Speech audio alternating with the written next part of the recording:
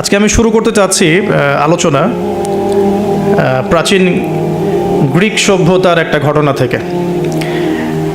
সত্যিকার অর্থে গ্রিকদের অনেক বড় হিস্ট্রি আছে। আমরা যারা হিস্ট্রির স্টুডেন্ট আছে এখানে, আমরা এটা জানি খুব ভালো করে যে গ্রিকদের কিন্তু একটা প্রাচীন হিস্ট্রি আছে। তো গ্রিকদের সাথে খ্রিশ্চান রিলিজিয়ন মানে খ্রিশ্চানিজম যেটা আমরা বলি, এর একটা সম্পর্ক আছে। নবী ঈসা আলাইহিস সালামের যুগে ঈসা আলাইহিস সালামের কিছু হাওয়ারি ছিল। হাওয়ারি মানে হচ্ছে সাহাবি, মানে রাসূল সাল্লাল্লাহু আলাইহি ওয়াসাল্লামের ক্ষেত্রে আমরা বলি সাহাবি, ঈসা আলাইহিস সালামের ক্ষেত্রে আমরা বলছি হাওয়ারি। তো ঈসা আলাইহিস সালাম এর যে কাছের হাওয়ারি বা অনুসারী ছিলেন, তাদের মধ্যে দুজনকে তিনি প্রাচীন গ্রিকের, প্রাচীন বলতে বোঝাচ্ছি তৎকালীন সময়কার গ্রিকের একটা ছোট্ট নগরী ছিল। নগরীটার নাম আন্তাকিয়া। নগরীটার নাম হচ্ছে আন্তাকিয়া। এটা কিন্তু এখন সিরিয়ার মধ্যে পড়েছে। আমি কালকে ম্যাপ ঘাটাঘাটি করে দেখেছিলাম, এটা সিরিয়ার মধ্যে পড়েছে আর কি, এখনকার সিরিয়ার মধ্যে।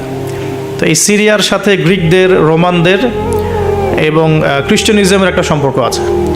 এমনকি যখন খালেদ বিন ওয়ালিদ রাদিয়াল্লাহু আনহু তাদের সময় যখন এই যে পারস্য এবং রোম বিজিত হয়েছিল, তখনও কিন্তু এই জায়গাগুলো মুসলিমদের করতলগত হয়েছে। তো এই আন্তাকিয়া শহরের মানুষরা তৎকালীন সময় ছিল মুশরিক। এক কথায় কি ছিল? মুশরিক। আমরা মিলাতে পারি এটাকে আবু জেহেলের যুগের সাথে। আবু জেহেল, আবু লাহাব, উতবা, শাইবার যুগে যেমন একটা সমাজ ছিল শিরকে নিমজ্জিত, মূর্তি পূজা হতো, হ্যাঁ, মাধ্যম পূজা হতো, কবর পূজা হতো, মৃত মানুষের পূজা হতো ইত্যাদি। আবার যেমন আসহাবুল কাহাফের সময় দাকিয়ানুস বাদশার যে যুগটা ছিল, ওইটাও যেমন শিরকের মধ্যে ছিল। আবার ইব্রাহিম আলাইহিস সালামের সময় আজারের যুগটা, নমরুদের যুগটা যেমন ছিল, বা মুসা আলাইহিস সালামের সময় ফেরাউনের যুগটা যেমন ছিল, ঠিক ওই রকমই আন্তাকিয়ার যিনি রাজা ছিলেন, ওই সময়কার যুগটা ছিল শিরক বা কুফরে নিমজ্জিত আর কি। তো এই ছোট্ট রাজ্যটাতে নবী ঈসা আলাইহিস সালাম তাওহীদের দাওয়াত দেওয়ার জন্যে তার দুজন অনুসারীকে পাঠিয়েছিলেন। কয়জন ভাই? দুজন অনুসারীকে পাঠিয়েছিলেন। ওয়াদরিব লাহুম মাসালান আসহাবাল ক্বরিয়া। আল্লাহ পাক এটা সূরা ইয়াসিনের মধ্যে বলেছেন, 13 থেকে প্রায় 32 নম্বর আয়াত পর্যন্ত পুরো লম্বা আলোচনা আছে, কিন্তু এই খুঁটিনাটি বিষয়গুলো সূরা ইয়াসিনের মধ্যে নাই। এগুলো তাফসির আপনাকে ঘাটতে হবে। একটা তাফসির যদি পড়েন মন কলিজা ঠান্ডা হয়ে যাবে, অন্তত একটা, সেটা হলো তাফসিরে জালালাইন। তাফসিরে জালালাইন এটা পড়লে কলিজা ঠান্ডা হয়ে যায়। অন্যগুলো পড়লে কলিজা একটু মনে হয় ক্ষুধা এখনও বাকি আছে আর কি। জালালাইন পড়লে মনে হয় যে ক্ষুধাটা মিটে গেছে, আলহামদুলিল্লাহ, এতটাই গভীর, আলহামদুলিল্লাহ, মাশাআল্লাহ। আমি এটা প্রিফার করি বেশি, যে তাফসিরে জালালাইনটা বাসায় কিনবেন, পড়বেন। এটা মাদ্রাসার জন্য যেমন ভালো, জেনারেলদের জন্য ভালো, আর এটা মোটামুটি বাংলা অনুবাদ হয়ে গেছে এখন, আলহামদুলিল্লাহ। তো এখানে নবী ঈসা আলাইহিস সালাম দুজন হাওয়ারি বা দুজন রাসূল বলছি এই অর্থে, যিনি বার্তাবাহক এই অর্থে বলছি, রাসূল পাঠালেন ওই রাজ্যকে তাওহীদের আন্ডারে নিয়ে আসার জন্যে, ওই রাজ্যের মধ্যে তাওহীদের দাওয়াত দেওয়ার জন্যে। আমরা এখানে কিন্তু শিক্ষা পাচ্ছি, তার দাওয়াত বা দিনের প্রারম্ভিক বিষয় শুরু হবে তাওহীদ থেকে। দিনের প্রাথমিক বিষয় শুরু হবে কি থেকে? তাওহীদ থেকে। দিনের প্রাথমিক বিষয় খেলাফত থেকে শুরু হচ্ছে না। দিনের প্রাথমিক বিষয় কিন্তু রাষ্ট্র কায়েম থেকে শুরু হচ্ছে না, বরং দিনের প্রাথমিক বিষয় শুরু হচ্ছে তাওহীদের দাওয়াত থেকে। এবং দাওয়াত দিবে কারা? এইরকম রাসূল, মুখলেস, আল্লাহ পাকের একজন বাছাইকৃত বান্দা যারা। আমরা তো বাছাইকৃত রাসূল নই, তাহলে আমরা রাসূলদের অনুসারী হওয়ার ক্ষেত্রে যেন পরিপূর্ণতা অর্জন করতে পারি, এটা আমাদের টার্গেট থাকবে। মানে আমরা রাসূল হতে পারছি না, আমাদের এটা দরজা বন্ধ, কিন্তু সাহাবীদের মতো হওয়ার চেষ্টা করতে হবে। মানে আমাদের দরজাটা এখানে আর কি। তো এখন দাওয়াত দিতে গিয়ে তারা যখন শহরে ঢুকলেন, এখানে শহরের রাজার নাম কি ছিল ইত্যাদি মেনশন করা হয় নাই। কোরআন চুপ আছে, আমরাও চুপ আছি, ঠিক আছে। ঢোকার পথেই শহরের শুরুতেই একজন ব্যক্তির সাথে দেখা হলো। এই ব্যক্তি একজন কাঠমিস্ত্রি ছিলেন। কি ভাই? কাঠমিস্ত্রি।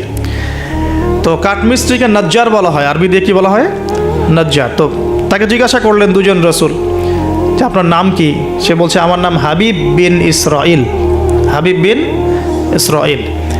তো তিনি জিজ্ঞাসা করছেন আপনারা এখানে কেন এসেছেন? ওই দুজন রাসূল বলছেন যে আমরা এখানে তাওহীদের দাওয়াত দিতে এসেছি। কোন তাওহীদ, আপনাদের ইলাহকে, আপনাদের রবকে? তখন তিনি ওই রকম করে কথা বলছেন যে যেমনটা ইব্রাহিম আলাইহিস সালাম বলেছেন, আমার রব জীবিতকে মৃত্যু দিতে পারেন, মৃতকে জীবিত করতে পারেন। আমার রব, আমাদের রব আসমান থেকে বৃষ্টি বর্ষণ করেন, সেই বৃষ্টি দিয়ে এই মৃত জমিনকে জীবিত করেন, শস্য ফলান, সেগুলো আমরা খাই।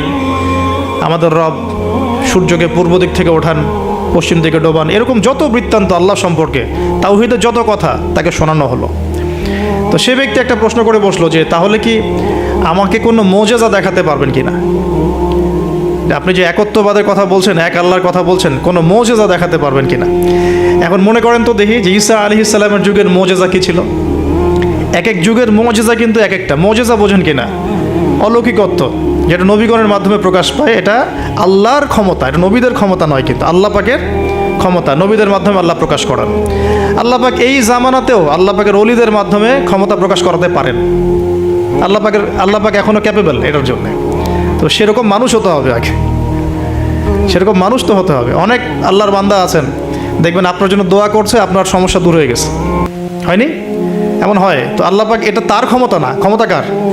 আল্লাহ পাকের। এখন ওই সময়কার মোজেজা ছিল কিন্তু কুষ্ঠ রোগীকে ভালো করে দেয়া, মনে আছে? অন্ধত্ব দূর করে দেয়া, এবং মৃত ব্যক্তিকে জীবিত করেছেন ঈসা আলাইহিস সালাম আল্লাহর হুকুমে, মনে আছে? যে যুগের মোজেজা, মানে যে যুগটা, যে বিষয়ে বেশি বৈচিত্র্যময় ছিল, ওই যুগে আল্লাহ পাক ওই মোজেজাই দিয়েছেন। যেমন সুলাইমান আলাইহিস সালামের সময় জিনদের খুব দাপট ছিল, বুঝছেন? তো সুলাইমান আলাইহিস সালামের সময় জিনদের দাপটটা বেশি ছিল। আল্লাহ পাক জিনদের উপর সুলাইমান আলাইহিস সালামকে কন্ট্রোল দিয়ে দিয়েছেন। ওই যে বাতাসে তার সিংহাসন ফ্লাই করতে শুরু করলো, তার আংটির মধ্যে আল্লাহ পাক ক্ষমতা দিয়ে দিলেন। জিনদেরকে যে কাজ করতে বলতো সেই কাজ জিনরা করতে বাধ্য হতো, মনে আছে ঘটনা?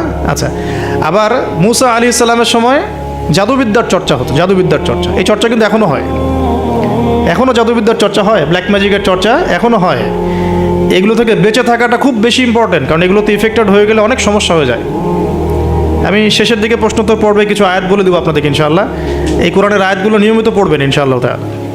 তো ওই সময় আল্লাহ পাক মুসা আলাইহিস সালামকে লাঠি দিয়ে জাদুবিদ্যার বিপরীতে মোজেজা দেখিয়েছেন, মানে যখন যেটা তার বিপরীতে সেই মোজেজা, বুঝতে পারছেন? নবী সাল্লাল্লাহু আলাইহি ওয়াসাল্লামের যুগে কবি সাহিত্যের যুগ চলছে, একদম কাব্য সাহিত্য নিয়ে তারা খুব গর্ব করত। আল্লাহ পাক কোরআন নাজিল করলেন, সব সাহিত্য ধসে গেল। এটা কোরআনের মোজেজা। আবার ঈসা আলাইহিস সালামের সময় চিকিৎসা বিজ্ঞানের খুব জয় জয়কার চলছিল আর কি। চিকিৎসা শাস্ত্র নিয়ে মানুষের অনেক বেশি মানে আগ্রহ ছিল, যেটা এটা দিয়ে এটা হয়, এটা দিয়ে এটা হয়। আল্লাহ পাক তখন এমন মর্যাদা দিয়েছেন যে মৃত মানুষকে জীবিত করে দেখিয়ে দিয়েছেন। তো এই দুই ব্যক্তিকে ওই নাজ্জার হাবিব বিন ইসরাইল, সে ব্যক্তি বলছে যে আমাদেরকে কোনো মোজেজা দেখাতে পারো কিনা। এখন সে বলছে ঠিক আছে, মোজেজা দেখাতে পারবো ইনশাআল্লাহ। আমার এই সন্তান, আমার এই ছেলে দীর্ঘদিন থেকে চোখে অসুখে ভুগছে, এক চোখ নষ্ট হয়ে যাচ্ছে, তুমি শেফা দিতে পারবে কিনা আল্লাহর হুকুমে। আল্লাহ পাকের দরবারে তারা সেজদায় পড়ে গেলেন, আল্লাহর কাছে সাহায্য চাইলেন, তার চোখে হাত বুলালেন, আলহামদুলিল্লাহ চোখ ভালো হয়ে গেল। এগুলো কিন্তু কোনো গালগল্প নয়। এবার হাবিবে নাজ্জার, তার কিন্তু বিশ্বাস হয়ে গেল, হ্যাঁ এটা তাওহীদের ফসল, এটা তাওহীদের ফসল। এবার তিনি দেনান সাক্ষ্য দিলেন যে আশহাদু আল্লা ইলাহা ইল্লাল্লাহ ওয়া আন্না মুহাম্মাদান, তখন ছিল না, তখন ছিল কি ঈসা রূহুল্লাহ ওয়া আবদুহু, এরকম একটা কালিমা ছিল তখন, ঠিক আছে? তো তিনি মুসলমান হয়ে যেটা করলেন, ওই জনপদের থেকে নির্জনতা অবলম্বন করা শুরু করলেন। তিনি মুসলমান হয়ে কিন্তু জনপদের ভিতর ঢুকে পড়েন নাই, প্রথমে একটু নির্জনতা অবলম্বন করা শুরু করলেন, কারণ সমাজের সবাই কিন্তু মুশরিক। এখন ওখানে যদি আপনি সরাসরি ঢুকে যান, ঢুকায় আপনি এখন যদি জোরে জোরে তাকবীর দেওয়া শুরু করেন, তাহলে তো রিমান্ড হবে আর কি। তো তিনি নিজেকে একটু সেফ করে একা একা ইবাদত করা শুরু করলেন। এখানে আমাদের শিক্ষা আছে কিন্তু। আমি এই হাবিবে নাজ্জারের ঘটনা, ওই তৎকালীন সময়কার ওই আন্তাকিয়া শহরের শিরক, এগুলোর সাথে আপনি বর্তমান বিশ্বকে মেলাতে পারবেন। এখনকার বিশ্বের অবস্থাও কিন্তু মোটামুটি এরকমই। অনেক আলোচনা আমি আগে করেছি বিগত লেকচারগুলোতে, যে এই ওয়ার্ল্ডের প্রতিটা ডিপার্টমেন্টেই শিরক আছে, একদম এডুকেশন থেকে শুরু করে, শিক্ষা থেকে শুরু করে পলিটিক্স পর্যন্ত সবখানেই শিরক আছে। কোনো জায়গায় শিরক বাদ নাই। ইকোনমিক্সেও শিরক আছে, সামাজিক কালচারে শিরক আছে, আমাদের চিন্তা দর্শনে শিরক আছে, আমাদের মিডিয়ার মধ্যে শিরক আছে, আমাদের বুদ্ধিজীবীদের মধ্যে শিরক আছে, আমাদের রাজনীতিবিদদের মধ্যে শিরক আছে, আমাদের ধর্ম নেতাদের মধ্যেও শিরক আছে কোনো কোনো জায়গায়, আছে না? আছে। যদি আপনি ভালো করে খিজিরের মতো দেখতে শেখেন আপনি বুঝতে পারবেন এই ওয়ার্ল্ডটা শিরকের আন্ডারে আছে। তো এটা বাস্তব, সামনে মানুষ দেখবে এগুলো। এখন এই অবস্থায় হাবিবে নাজ্জার শহরে ঢুকে দাওয়াতি কাজ শুরু করেন নাই, একা একা তিনি নিজেকে তৈরি করেছেন, আগে তাস্কি আধ্যাত্মিক অর্থ অর্জন করার চেষ্টা করেছেন, ইবাদত বাড়িয়েছেন। এদিকে ওই দুজন রাসূল তারা শহরে প্রবেশ করলেন, বেশ কিছু সময় তারা মানুষকে দাওয়াত দেওয়ার চেষ্টা করলেন, কিন্তু মানুষ ইসলাম কবুল করছে না। ঠিক মক্কার অবস্থার মতোই। এই সূরাটা কোথায় নাজিল হয়েছে? মক্কায়। কোথায়? এই সূরা কিন্তু মদিনা নাজিল হয় নাই। তাহলে এই সূরার মধ্য দিয়ে আল্লাহ পাক রাসূল সাল্লাল্লাহু আলাইহি ওয়াসাল্লামকে শিক্ষা দিচ্ছেন, সাহাবীদেরকেও শিক্ষা দিচ্ছেন। ঠিক মাক্কি পরিবেশের মতোই তৎকালীন পরিবেশটা ছিল। আর মাক্কি পরিবেশ মানে আমি অনেকদিন আগে বলেছি, মাক্কি পরিবেশ মানে শিরক, মাক্কি পরিবেশ মানে সুদ, রিবা, মাক্কি পরিবেশ মানে হচ্ছে মাদক, মাক্কি পরিবেশ মানে জেনা, ব্যভিচার, মেয়েদের মানহানি আর গোত্রীয় হানাহানি, এগুলো মক্কা। মক্কা মানে এইগুলো যেটা এখনকার ওয়ার্ল্ডে চলছে। আপনি যদি ছোট সেন্সে চিন্তা করেন না, তাহলে আমাদের সোসাইটিটাও মাক্কি। ছোট সেন্সে চিন্তা করেন, এখানে শিরক দিয়ে ভর্তি, রিবা সুদ দিয়ে ভর্তি, মাদক দিয়ে ভর্তি, মেয়েদের যে জেনা ব্যভিচার পর্নোগ্রাফি এগুলো দিয়ে ভর্তি, আর কি গোত্রীয় হানাহানি তো আছেই। এটা এখন পলিটিক্যাল হানাহানিতে রূপ নিয়েছে, কোনো কোনো জায়গায় ধর্মীয় হানাহানি হচ্ছে, মসজিদে ভাগাভাগি হচ্ছে। আছে মক্কার আদর্শ কিন্তু এখনও সমাজের মধ্যে আছে, খালি দার্শনিক দৃষ্টিভঙ্গিতে দেখতে শিখুন, একটু খিদিরের মতো দেখতে শিখুন।